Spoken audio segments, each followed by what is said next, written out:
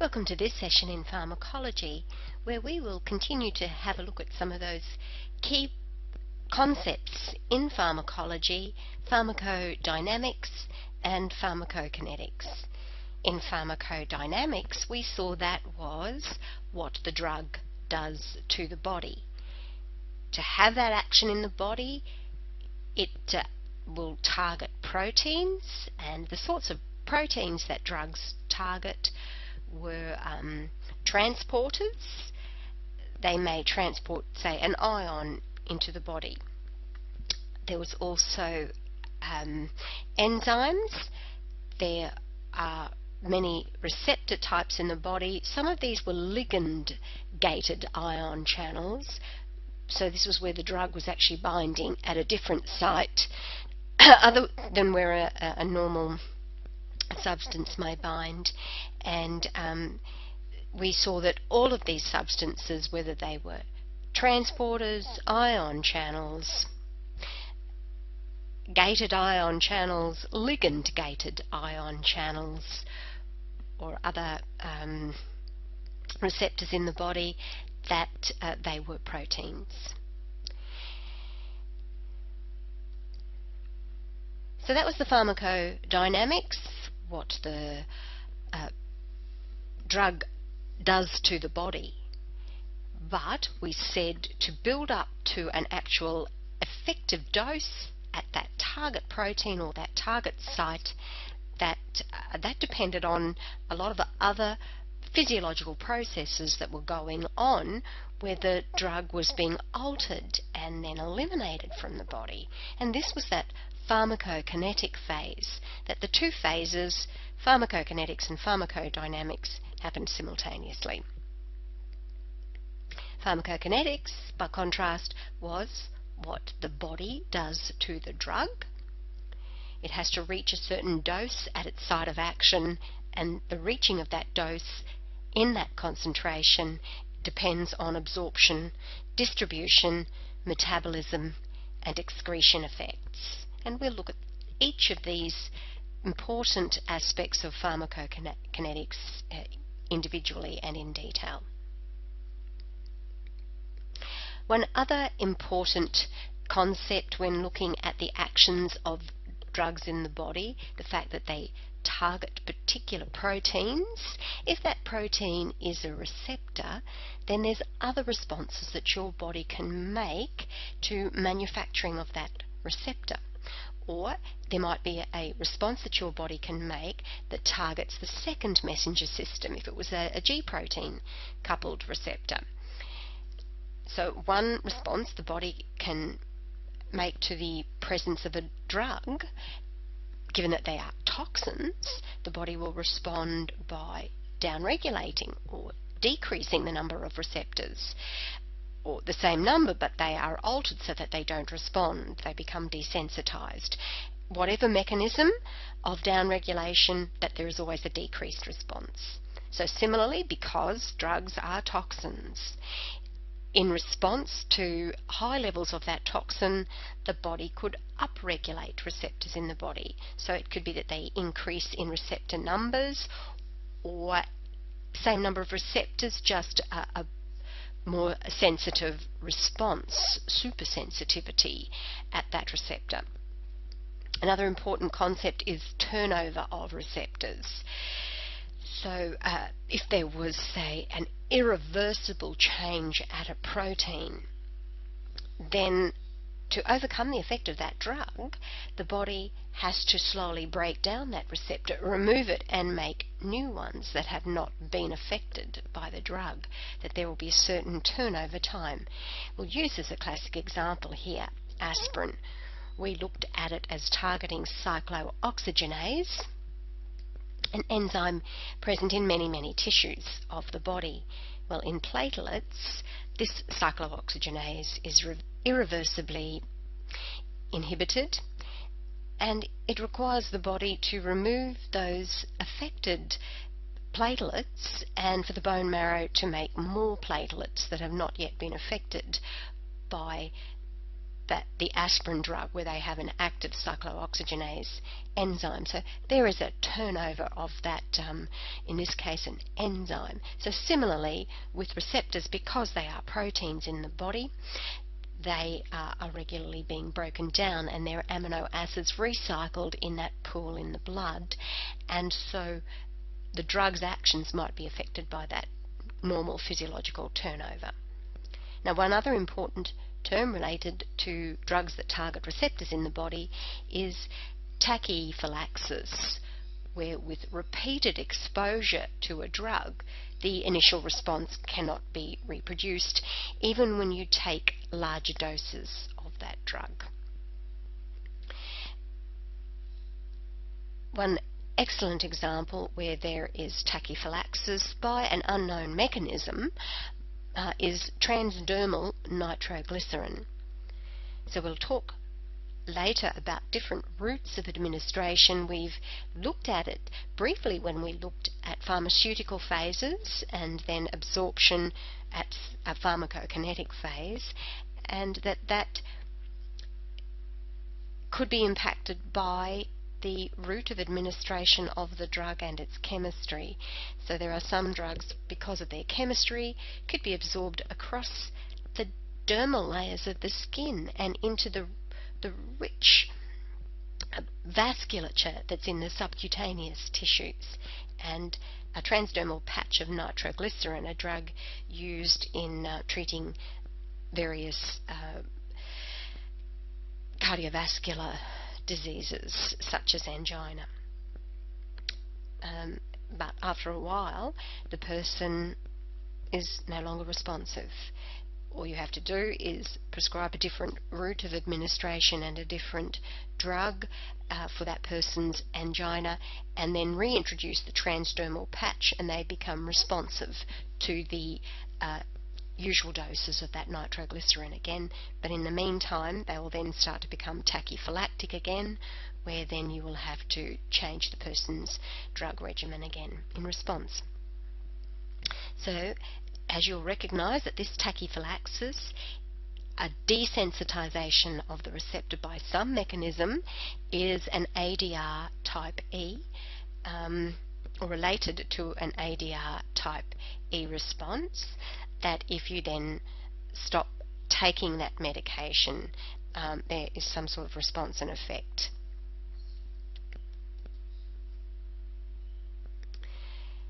So we have seen that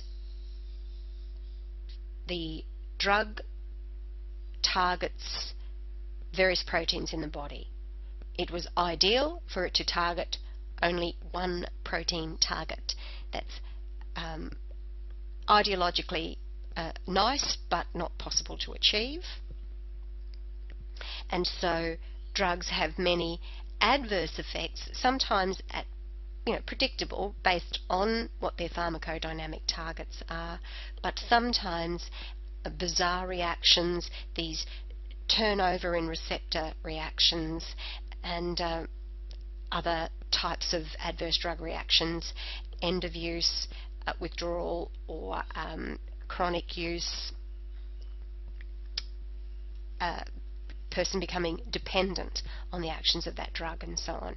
So each new drug has to be studied. You can never, just from chemical studies and software prediction of adverse drug reactions, get the full picture. You actually have to test that substance, that new drug development, in a living system.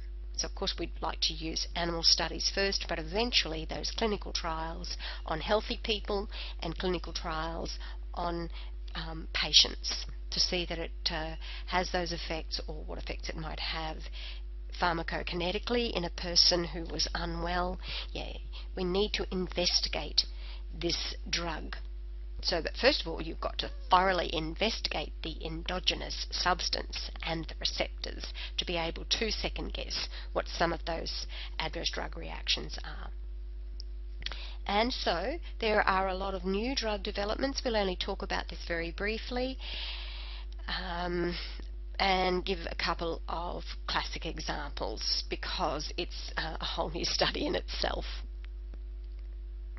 But we have here some very important endogenous mediators that we would like you to review at this stage, because we are going to talk about those protein targets that are involved in more detail later when we look at particular classes of drugs. So the first one we'd like you to review is 5-hydroxytryptamine, 5-HT, also known as serotonin. There are a whole variety of new drug developments that are targeting that particular receptor for 5-HT, either agonists at that receptor or antagonists, and a lot of these are in that phase 4, which you will recall is post-marketing surveillance. We'd also like you to review blood clotting. In this particular case, purines were one of the endogenous mediators involved in that clotting process. Purines are also neuromodulatory. So we would like you just to review that system in the body, because there are a few drugs, preclinical trials, starting to look at the receptor types in the body, teasing out a lot of that information, and some of them that are now actually in clinical trials looking at blood clotting processes. So another one that's being proposed here is an interesting new drug development, and would also get you to start previewing those receptors and your knowledge of them early. In your body there is an endogenous cannabinoid. So as you would know, cannabinoids are mostly found in marijuana plants, but for that plant to have had its physiological actions in the body, there had to be a receptor in the body where it was having those actions, and so if there was a receptor, there was an endogenous substance. And just recently it was found to be anandamide. Now, if you've ever studied Ayurvedic medicine, you may know that ananda means bliss. So yes, an endogenous substance, anandamide, that produces a bliss response in your body at these bliss receptors. And tetrahydrocannabinol, THC, the exogenous substance, would then be working at those same receptors for anandamide, the cannabinoid receptor. You'll note that this is very, very similar to the receptor for opioids, drugs such as morphine from the opium poppy. If it had physiological actions in the body at blocking our perception of pain, it presumably was doing so at a receptor. And if we had a receptor, then there would have been an endogenous substance acting there, and it was found to be a biologically active peptide, or a range of peptides, enkephalins and endorphins, that were actually acting at our opioid receptors, where morphine also acted to reduce our perception of pain. Well, one of the new areas for drug development is this finding that there is synergism, an interaction between cannabinoid substances like THC taken as a drug and morphine, an opioid, when taken as a pain reliever for quite moderate to severe pain. Because of this synergism, we could now take the morphine in much lower doses. And this is a good thing, because as we'll see later, morphine has quite serious adverse effects on the gastrointestinal tract. So because these cannabinoid receptors have only just recently been characterized, this idea of using THC synergistically with opioids is just in preclinical trials here in Australia, and so maybe we will see in the future somebody applying to the Governor-General under Schedule 9 to study this psychoactive prohibited substance, both of these psychoactive substances, and one of them Schedule 8 and controlled, with this idea of future drug developments where their scheduling would then need to be altered to Schedule 8 for THC. And so here's one other last example of some new drug developments. Once again, we've particularly targeted this one. There are so many new drug developments, but this one involves that nitric oxide free radical, which we wanted you to do some preview on. So it's this concept that a lot of the endogenous mediators in the body are peptides, one particular peptide is endothelin, and it affects nitrogen monoxide synthesis. Nitrogen monoxide being the mediator of a whole range of body processes, many of them. So drugs that target endothelin production are actually in phase 4. As you'll know now, that's that post-marketing surveillance. And there are a lot of these endothelin receptor drugs in phase 3, and a lot of these substances are antagonistic at that endothelin receptor.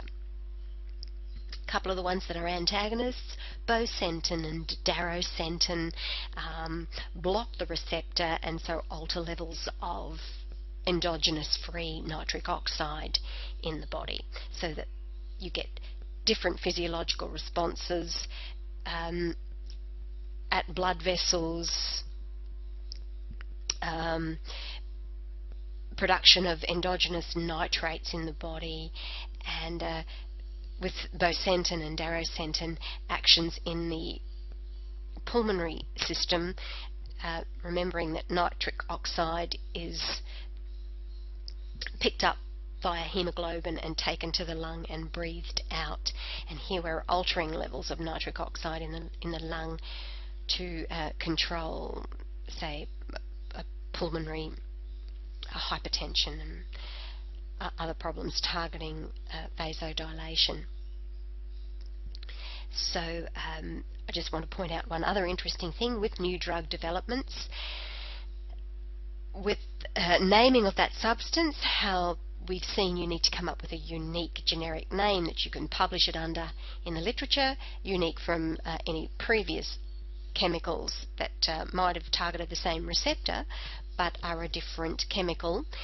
And so you'll notice bosentan, completely different name from darosentan, but we're trying to indicate with the generic name that they both work at the same receptor type, so they end in the SENTEN ending,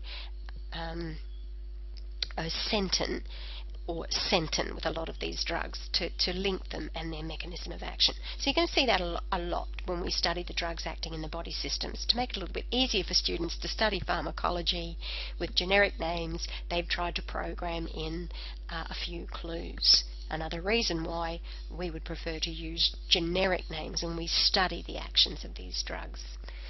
So here's this Bliss receptor, once again characterizing the different types of protein receptors and how they work. Are they G protein coupled receptors?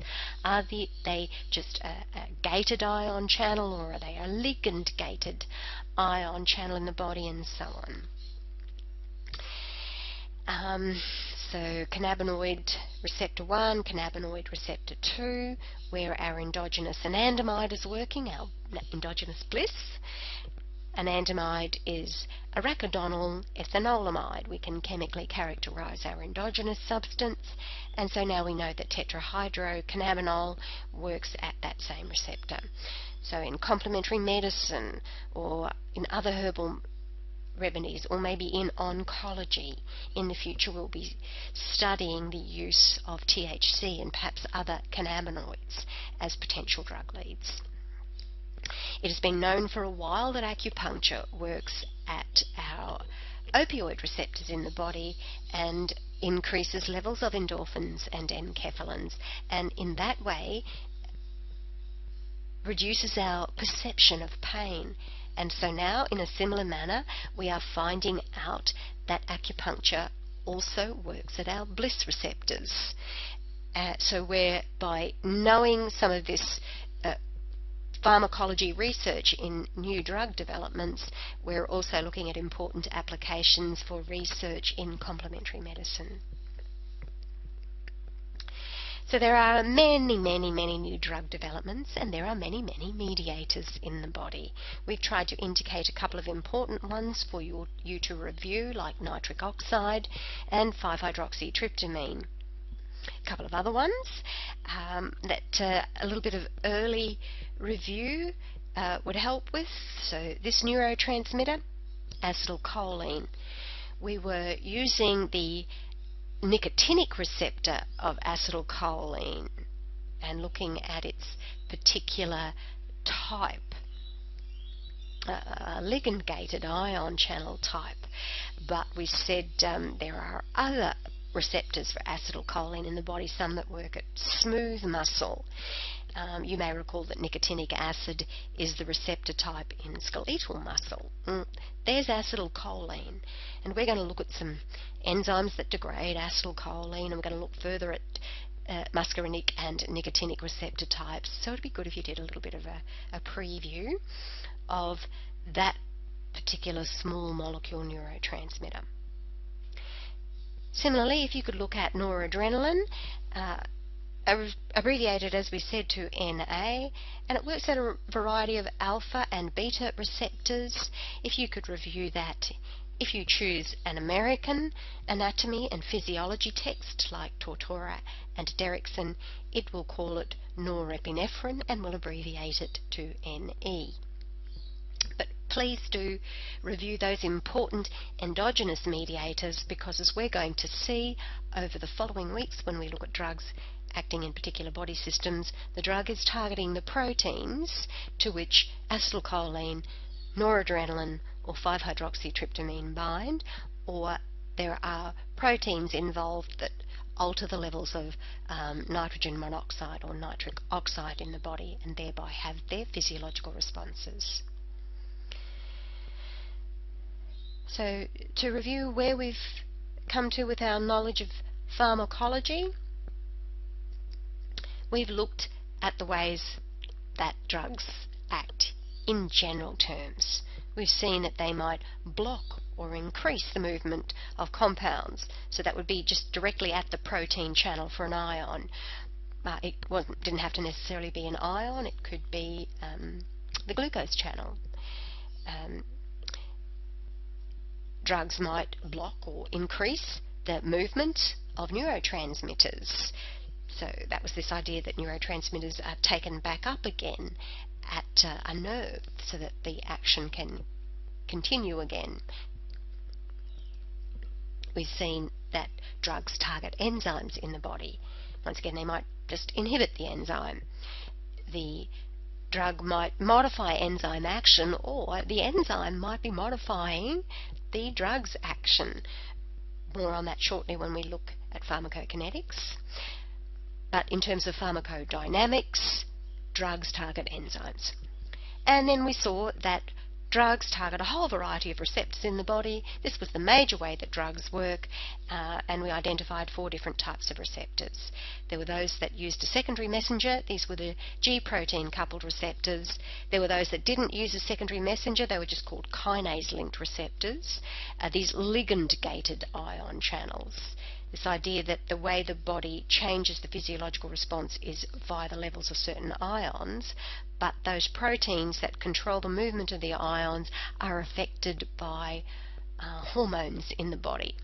Now, the drugs may not work exactly at where the hormone bound, but they acted at another site, another ligand site, another binding site. So these ligand-gated ion channels. There were many, many different types of ion channel proteins in the body, and so you need to study drugs to work out what type of receptor they're actually working at. But however they worked, whether it's at an enzyme, a receptor, or transporter substances, we had that this was pharmacodynamics. That was what the drug does to the body. So full marks if you were just looking at that, what the body does to the drug, and think, that's the pharmacokinetic phase. Don't forget that important pharmaceutical phase as well, and research that needs to go on there. Now, when it comes to evidence-related research, you are now prepared with a bit of the background theory to really delve into how pharmaceutical Western therapy fits into a hierarchy of healing. We like to think of that randomized controlled clinical trial as being some sort of golden standard. Thereby, by association, a lot of people think, because RCCTs are done an awful lot in Western pharmacy, that it's the best kind of healing. And then when you look at what healing actually involves, and rate Western pharmacy with some of the complementary medicine practices that are discussed in that article by Jeff Snyders and Myers, you'll see it's actually quite low down in the hierarchy of healing. Now, further to challenge your ideas and to put a bit of controversy into the discussion, a wonderful presentation by Dr. Ben Goldacre that we ask you to listen to about what doctors don't know about the drugs they prescribe. It's this idea of what is actually published when we look at evidence-related information about drugs, what gets published and what doesn't.